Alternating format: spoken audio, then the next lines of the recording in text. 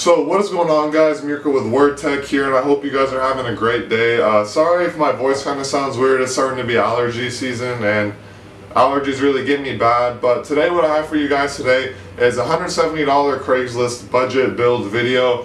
I rounded up all these parts for under $170. I'm going to be excluding the operating system because I like to kind of push that off of the side because there's certain ways people can get at different prices, this and that, so I just feel like that you can just kind of disclude that out of it. So these are just going to be the main hardware pieces of it.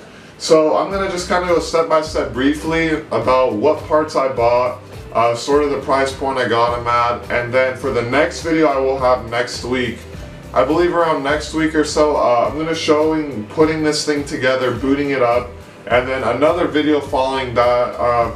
If it's not sold, I will be doing benchmarks. Like I said, I'm not going to be doing too much with this PC. This was just something sort of that I had extra money laying around.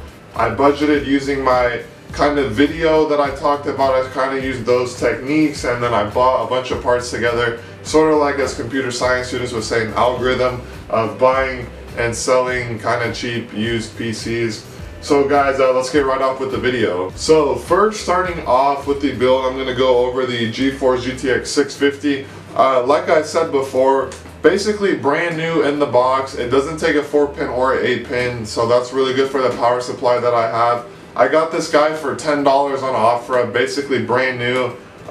Like I said, a really nice graphics card for $10. You can't go wrong. Even if it is defective, which it most likely is not by looking over everything, definitely for $10, there's nothing to worry about there. I'm actually excited to see what this guy has to offer because it has 2 gigabytes of DDR5 or DDR3 memory. I'm not 100% sure, but it is the DX11. So I'm pretty excited to see what this actually has to offer. It's actually 1.1, if that makes a big difference. But like I said, 2 gigabytes, oh, it is GDDR5 memory, and it's the Synergy edition. I'm not sure if that makes a big difference, but it's a Zotac card. So if you guys know anything about Zotac cards, a lot of them, like what they like to do is very, very small single fan design. But this guy is really nice because it doesn't take any pins on our power supply, so it's going to work really well with this GPU. Since we're already talking about the power supply, I will go over that. So this is sort of the best bang for your buck power supply on Amazon. I got this guy for $27 on a sale, brand new. It's a 430 watt 80 plus. It's nothing too special. This is just kind of enough to sort of get you where you want to be. It is a pretty nice power supply. The build quality on this guy is really good. I actually fired it up to see. It's actually super quiet, so that's nice. But yeah, it's only 430 watts, so that's definitely going to have to be something for the buyer to decide. I guess that's sort of one downfall of this build, is that the PSU is only 430 watts. But for this build, guys, you really don't need more than that. Even for 430 watts, I still feel like you could get a 9 series graphics card, plug this bad boy in, and I think you'd still be fine. SLI, not a good idea. But for this guy, if you're using a graphics card with the single 6-pin, I believe, or 4-pin, with this guy, you'll be more than fine. When you're getting to double 8 pins, definitely not the definitely not the power supply for you guys. But I think for this build, this really suits it well. For 27 bucks, you cannot go wrong. Next, for the RAM, I got a pretty killer deal on eBay. So I was waiting for one of my classes to start. It was one of my engineering classes, and I was on eBay trying to put all these parts together because I had all the pieces together except the CPU fan and this guy and the RAM. So I just kind of typed in 4x2 for RAM. I picked up this G-Skills Ripjaws X series. It is a DDR3 1333, so nothing too special. It's still 8 gigabytes of RAM for a $170 build. That's pretty good. Really nice condition and stuff. Everything looks really good. Has all the nice stickers and stuff and the original packaging, which is pretty cool. Now, you guys have heard me go on and on about how much I love these hard drives by Western Digital. This is the Caviar Blue 1 terabyte for $50 on Amazon with free shipping from Prime. Now, you guys have heard me say how much I love these things. I have one of these in my main machines to hold sort of as like a backup of videos and all my productivity stuff like school projects. I'll put it on there. games I have on my faster, bigger hard drive than I have the SSD for my OS. So that's why this guy's actually really nice, 50 bucks, 7200 RPM, so it's pretty decently fast. I actually like it a lot. Reads around 200 plus on the read and write speeds, and for $50 you guys cannot really beat this power supply. I talked about in my video why I don't buy hard drives used, and that's because people will be selling 1 terabyte hard drives used on Craigslist for about 45 bucks to 50 bucks, and no one really likes to bargain on them. So it just makes sense to go that extra way and buy it new, and that's going to look pretty nice when you're trying to sell it to somebody, saying, oh, very new hard drive, not even any RPMs on it except booting up, putting the OS on, which is really nice to hear with a buyer.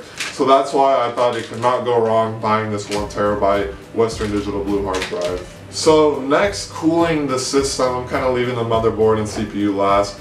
It is the Hyper T2. I got this guy for $15 on Amazon.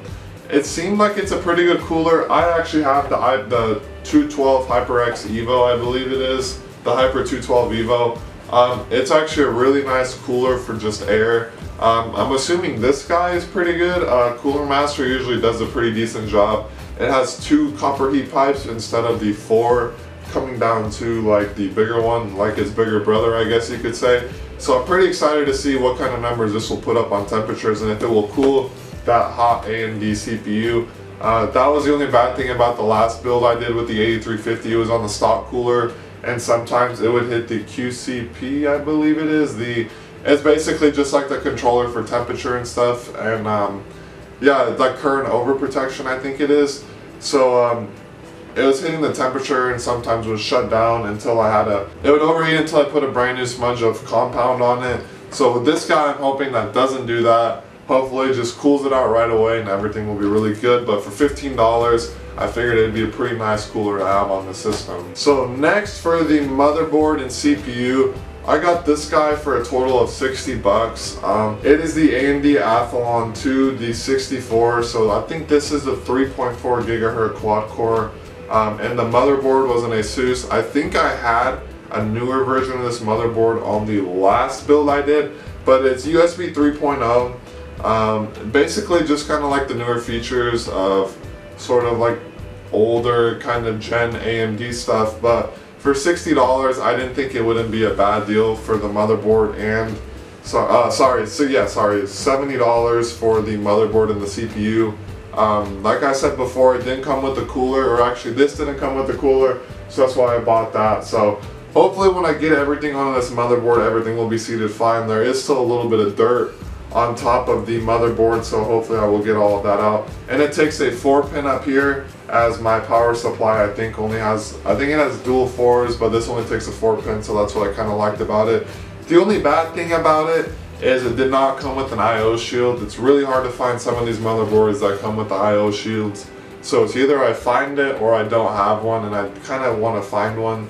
But yeah, guys, hopefully everything with this motherboard will be good. If not, I kind of will be disappointed because it was a pretty good deal on this. So guys, as you can see, this build actually is pretty decently priced. It's not crazy, you know, it has a quad core, 3.4 gigahertz, and you got this 2 gigabyte graphics card.